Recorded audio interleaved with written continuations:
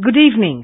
This is All India Radio and I am Lalema Aneja Dang with the news at 9.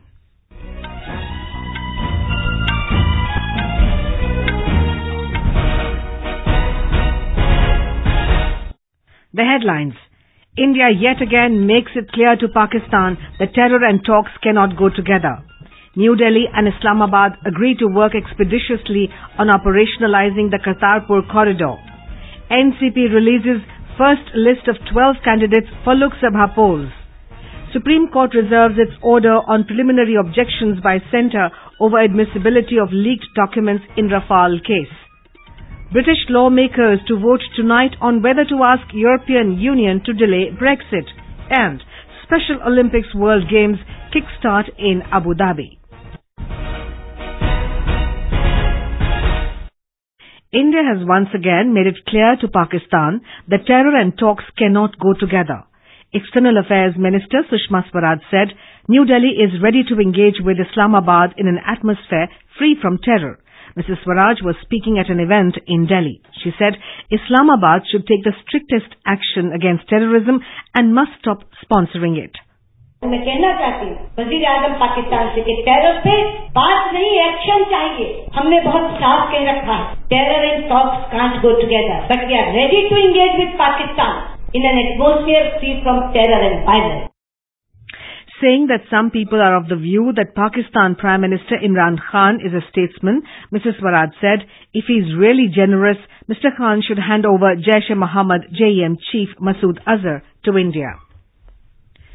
The BJP has criticized Congress President Rahul Gandhi over the views he expressed on China's stand on Masood Azhar at the United Nations. In a tweet, Mr. Gandhi had said the Prime Minister should react on China putting the technical hold on proscribing Azhar as a global terrorist by the Sanctions Committee of the United Nations Security Council. He said not a single word has been said by the Prime Minister when China has acted against India in the matter. Briefing media in New Delhi, senior BJP leader and Union Minister Ravi Shankar Prasad said there must be consensus on the issue of foreign policy and everyone should speak in one voice in this regard. India and Indians are hurt. सबों को बहुत पीड़ा हुई है चीन के इस attitude से. The BJP would like to highlight today that would the Congress party adopt a different voice even in case of a cruel killer and global terrorist like Masood Azhar. Reacting to the Azhar issue, Congress said China's move is a major setback for global fight against terrorism.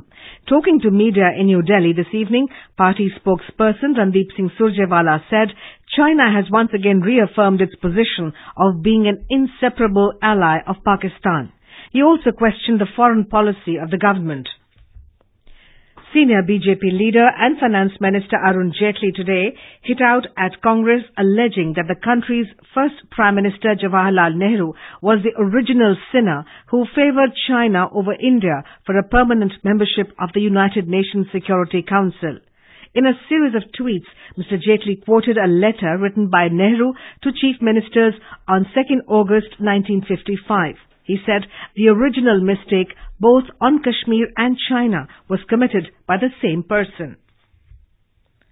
India and Pakistan have agreed to work expeditiously on operationalizing the Kartapur corridor. The corridor will facilitate Indian pilgrims to visit the holy shrine of Gurudwara Darbar Sahib at Kartapur in Pakistan.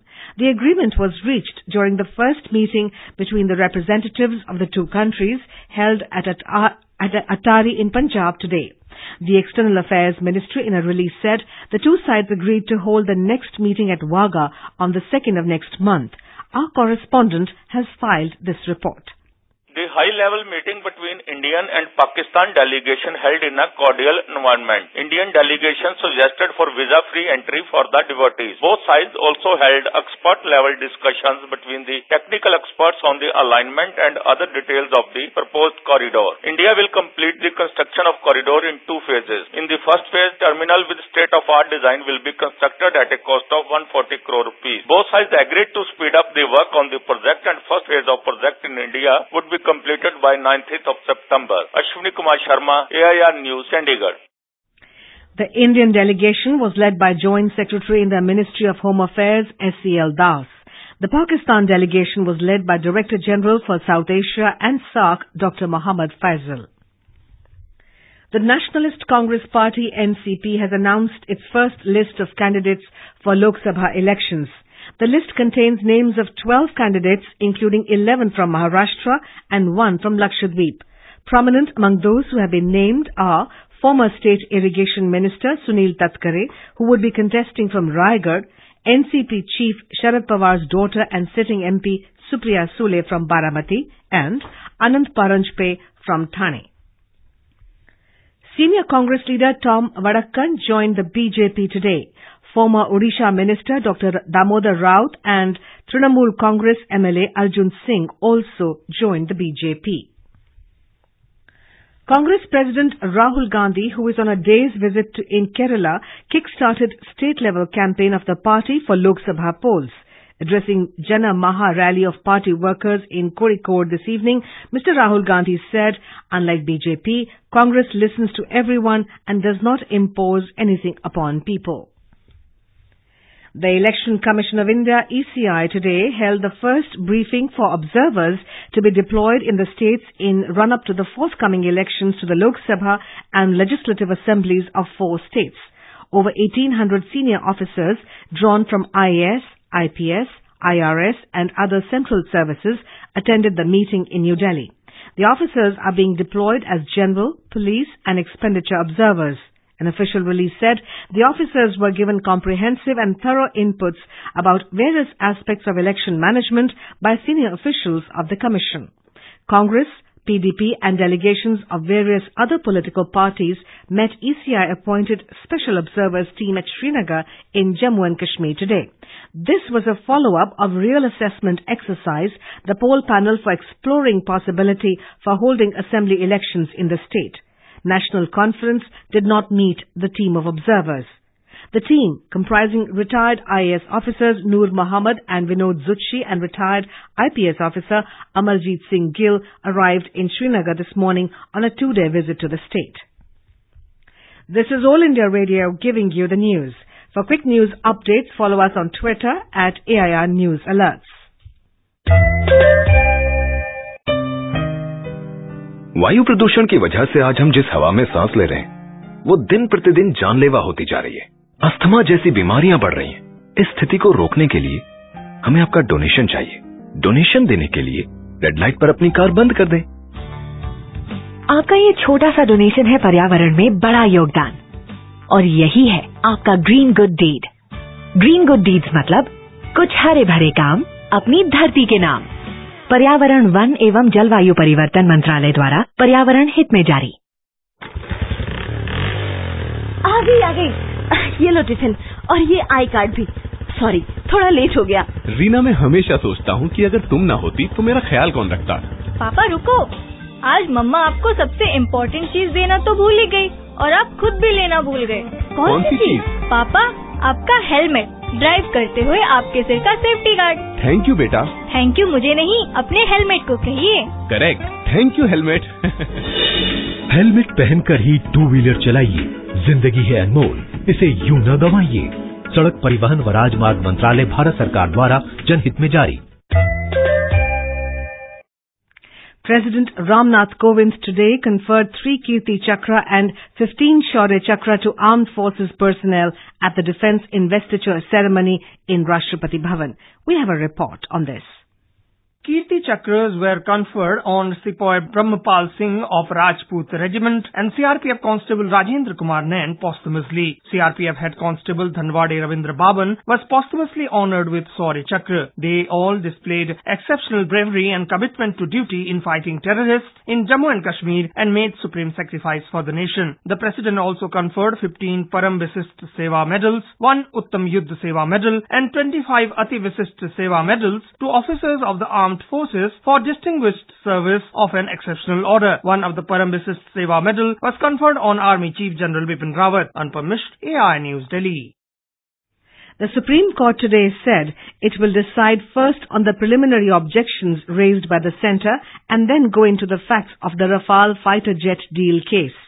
Our bench, headed by Chief Justice of India Ranjan Gogoi, wrapped up the hearing on preliminary objections by the centre that review petitioners in the case cannot rely on privileged documents obtained illegally.